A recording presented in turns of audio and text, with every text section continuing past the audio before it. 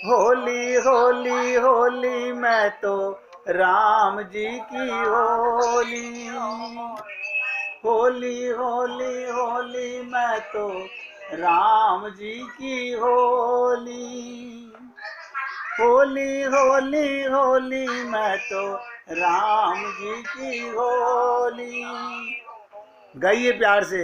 होली होली होली मैं तो राम जी की होली। होली होली होली मैं तो राम जी की होली। होली होली होली मैं तो राम जी की होली।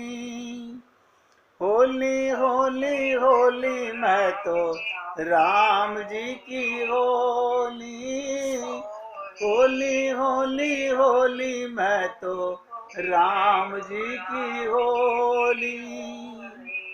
तो सभी पुण्य आत्मा, देखिए मीरा का नाम आया। मीराबाई भी, ध्यान से सुनेंगे, यही बसंत है मनुष्य जन्म के महत्व की ओर संकेत करते हुए कहती हैं, आपका मनुष्य शरीर में आना बसंत ऋतु का आना है। क्यों? सीतारामाचार्य जी ने कहा इस देह में हरि मिलत है। मैं एक दिन सोच रहा था, हरि मिलत है का मतलब जैसे कांटों में से निकल के फूल महकता है, ऐसे ये आत्मा सबके हृदय में अगर भगवान का प्रेम करने लगे तो महकने लगे।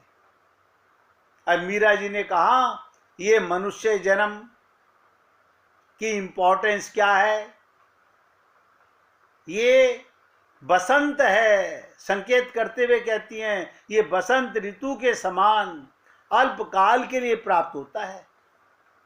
आप देखिए 84 लाख योनियों में कितनी मुश्किल में ये शरीर मिलता है। ये बसंत ऋतु है, खिलना चाहिए, आत्मज्ञान हो गया, परमात्मा का प्रसाद पाने का मौका मिल गया।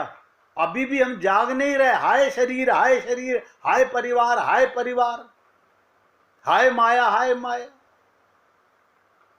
यानी बसंत ऋतु में मुरझाने का क्या मतलब, आप बताइए। बसंत ऋतु में मुरझाने का क्या मतलब। भक्त प्रहलाद को कितनी तकलीफ दी गई, उन्होंने अपने जीवन को बसंत माना, और ये अल्प काल के लिए प्राप्त होता है।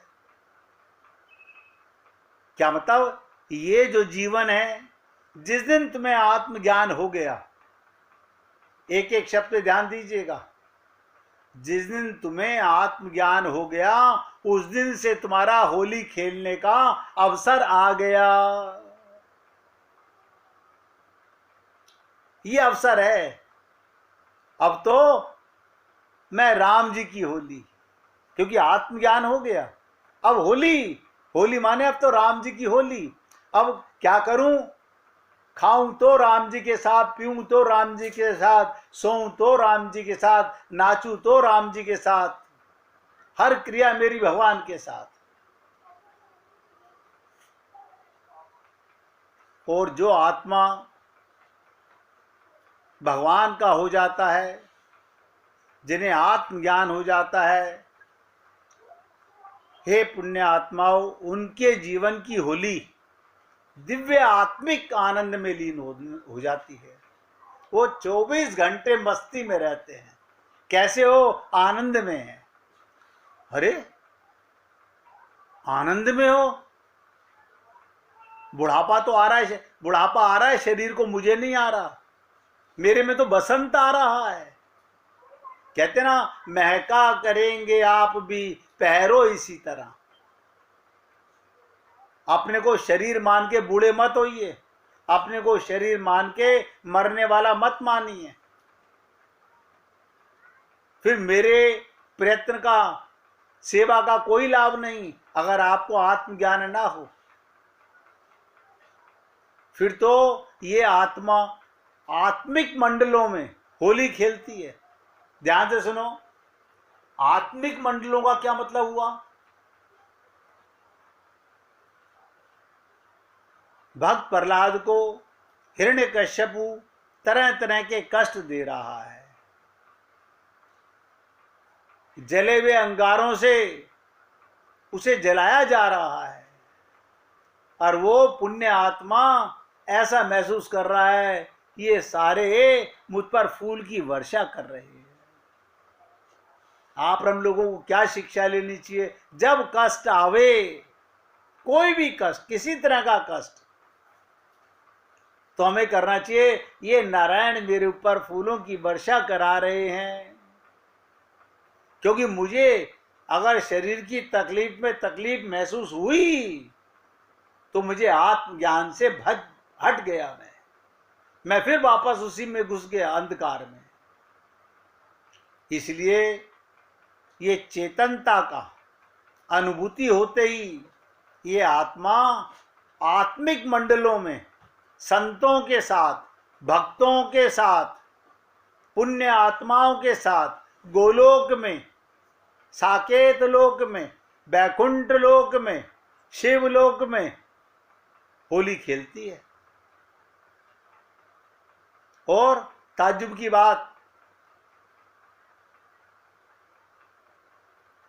उन मंडलों में जब आत्मा इनके साथ होली खेलती है, राज की बात बता रहा हूं, वहां बिना वाद्य के संगीत हो रहा है, यानी किसी के संगीत की बाहरी आवश्यकता नहीं, आपके अंदर ही संगीत के राग फूट रहे हैं, अंदर ही आनंद आ रहा है, अंदर ही सुर, अनहद बाजत बांसुरी। फिर कृष्ण की बांसुरी आपको 24 घंटे सुनाई देगी। और बताऊं, कोई बोल नहीं रहा, बिना स्वर के कोई शब्द नहीं आ रहे, रागनियां हो रही हैं। क्या मतलब? अरे कोई भी तेरे पास नहीं है, जैसे आप सपने में राजमहलों में, होटलों में न जाने कहां कहां चले जाते हैं, लेकिन वो सत्य नहीं होता। लेकिन आत्मज्ञान के बाद बिना स्वर के भी आपके हृदय में रागनियां हो रही हैं, भगवान का अनहद की दिव्य ध्वनि रोम रोम में समा रही है। यही गोपी प्रेम है, यानी आपके रोम रोम में अनहद बाजत बांसुरी, वो दिव्य ध्वनि रोम रोम में समाने लगे। सांस हर सांस में हो सुमिरन तेरा।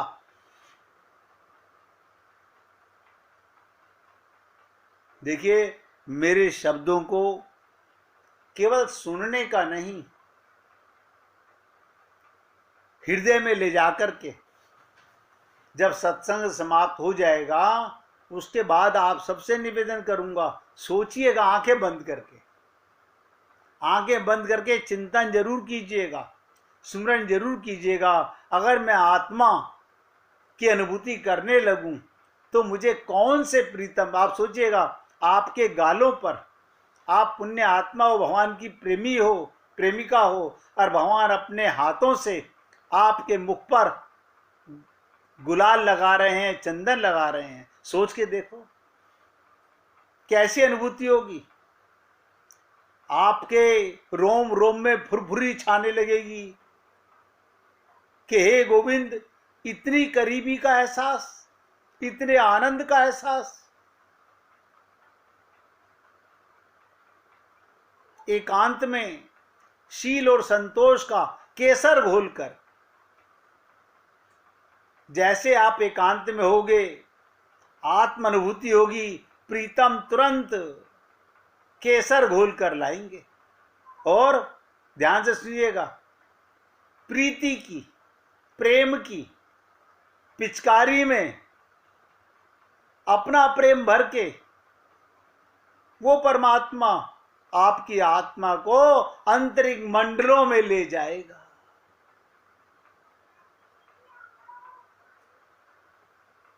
इसीलिए कहा गया, आनंद मध्य सिंधु अविनाशा, पानी का बुलबुला सागर में रहता है और सागर से मिलने को बेचैन रहता है। उसे ये पता नहीं मैं हूं कहां पर। जैसे आप और हम सब लोग परमात्मा की गोदी में सदा रहते हैं, लेकिन भूले रहते हैं। मैं छोटे छोटे दृष्टांत देकर के आप लोगों को ये बताना चाहता हूं, सब कुछ है तेरे पास, क्या ढूंढती रहती हैं निगाहें। आंखें बंद करके गोते लगाओ, आत्मानुभूति से परमात्मा के प्रेम की पिचकारियों की फुहार अपने हृदय पर लगवाओ। महसूस करो कि मेरा आलिंगन मेरा प्रीतम कर रहा है।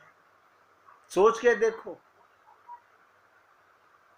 फिर आपकी होली गोपियों की होली होने लगेगी। परमात्मा के साथ आप भी निहाल हो जाएंगे। अगर कल आप लोग ये सत्संग की जिज्ञासा ना करते तो ये होली की पिचकारी, प्रेम की पिचकारी किसी को नहीं आज सुनने को मिलती। और मैं तो बोल रहा हूं, एक एक शब्द को अपने हृदय में अभी, क्योंकि ताजा ताजा सुन रहे हो तो याद रहेगी। सोच के देखिएगा, भावना बनाइएगा आंखें बंद करके कि मुझे मेरा प्रीतम, आपकी उम्र 16 वर्ष की है, प्रीतम भी 16 वर्ष का है। आप कहेंगे हाय राम, संसार में तो पति पत्नी की उम्र में फर्क होता है, आत्मा और परमात्मा की उम्र में कोई फर्क नहीं है। चैलेंज से बता रहा हूं, कोई तुमसे पूछे तुम्हारी उम्र कितनी, जितनी मेरे परमात्मा की, परमात्मा की उम्र कितनी, जितनी मेरी उम्र है। हम उम्र है परमात्मा तुम्हारा। अब आप सोचिएगा, आप शरीर से निकलने का प्रयत्न करो, अलग होकर के उस आनंद की अनुभूति में गोते लगाने का प्रयत्न करो, अन्यथा जीवन बहुत छोटा है, ऐसे ही गुजर जाएगा। अभी आपने मीरा के माध्यम से सुना, देखिए भक्त प्रहलाद के माध्यम से सुना। जब भगवान प्रसन्न होते हैं, दोनों के माध्यम से सुनिएगा। मीरा को जब उसके ससुराल वाले वापस ले जाने लगे, आप सोचिए, जो आत्मा परमात्मा के साथ दिव्य महलों में, दिव्य लोकों में, दिव्य लोकों के अंदर दिव्य आत्माओं के साथ, उन गोपियों के साथ नृत्य करती हो, उसने जाके परमात्मा से, कान्हा से क्या शिकायत की होगी कि मुझे एक बार ऊपर ला करके मेरे ध्यान को वापस इस कूड़ा करकट में डालना चाहते हो। बस ये आखिरी परीक्षा थी मीरा की। मीरा के जीवन की, मीरा का जीवन एक प्रेम की शराब के समान था, प्रेम की नदी के समान था। कहीं नहीं गई, लोगों को लगा कि वो मूर्ति के पास गई है। उसके लिए मूर्ति नहीं, उसका प्रीतम था। और उसके कान में जाके इतना ही कहा कि यही तेरा प्रेम है, यही तेरा विश्वास है कि आज मुझे ससुराल वाले वापस ले जाना चाहते हैं। भगवान ने, कहते ना, फिर आप ही वो मधुर मूर्ति अंक भर लिपटाएगी। क्या हुआ बताइए? आप सब लोग इसी कलयुग की मिसाल बता रहा हूं, जिसका के प्रमाण बहुत हैं। आज वो मंदिर भी विराजमान है, उसके वंशज भी विराजमान हैं। इसी कलयुग के अंदर उसके गुरु, इसी कलयुग में उसकी दृढ़ता, इसी कलयुग में उस स्त्री का, उस आत्मा का भगवान के लोकों में, उसके अंतःकरण में भगवान का प्रेम की पिचकारी लग चुकी थी। जब एक बार आंतरिक मंडलों में ये आत्मा होली खेलने लगती है, फिर सांसारिक होली में आनंद नहीं आता। आप सोचिए, जिसके दिव्य शरीर पर, मैं इस माइक शरीर की बात नहीं कर रहा हूं, दिव्य शरीर पर कान्हा के हाथ से केसर घोलकर स्पर्श लगा हो, प्रीति प्रेम की पिचकारी भर के जिसके हृदय पर मारी गई हो, वो क्यों वापस इस शरीर के अशरीर के संबंध में जाना चाहेगा?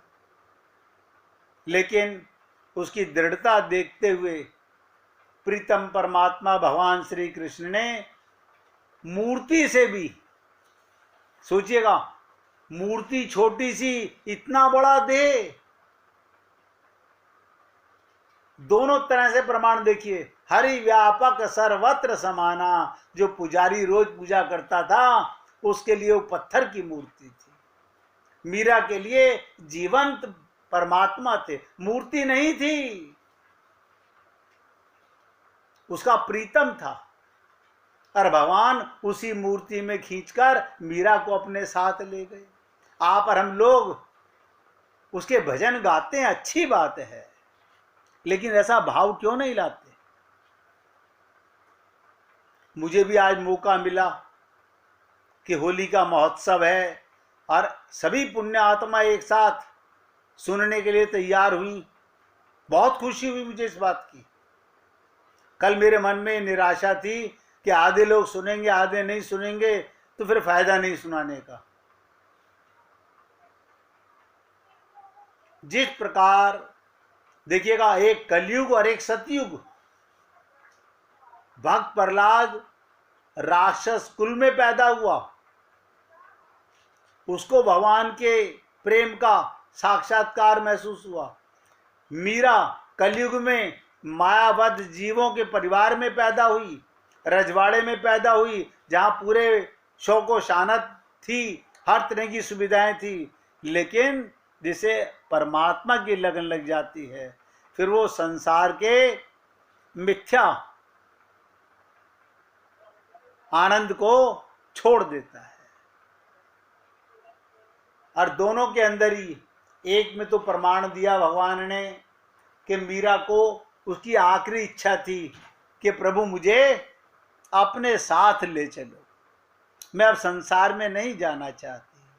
जो एक बार तुम्हारा स्पर्श पा लेता है, जो तुम्हारे अंतरंग लीलाओं में चला जाता है, फिर वो संसार में फंसना नहीं चाहता।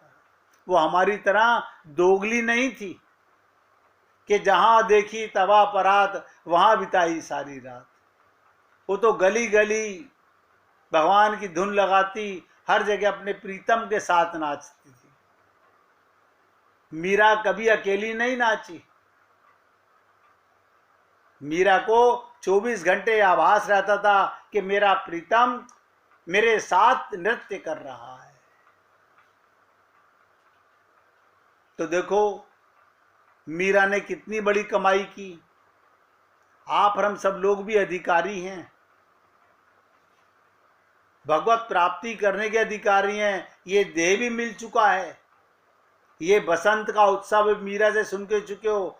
अब महकेंगे कब, खिलेंगे कब, आनंद की अनुभूति करेंगे कब? जब हमें तत्व ज्ञान, आत्मज्ञान हो जाएगा, पूर्ण विश्वास हो जाएगा कि इस देह में हरि मिलत है, शंका ना हो। शरीर में कष्ट आएंगे, परिवार में कष्ट आएंगे, लेकिन आपको सदा अपने प्रीतम की क्या अनुभूति हो? ये परीक्षाएं हैं मेरी, ये परीक्षा है मेरी।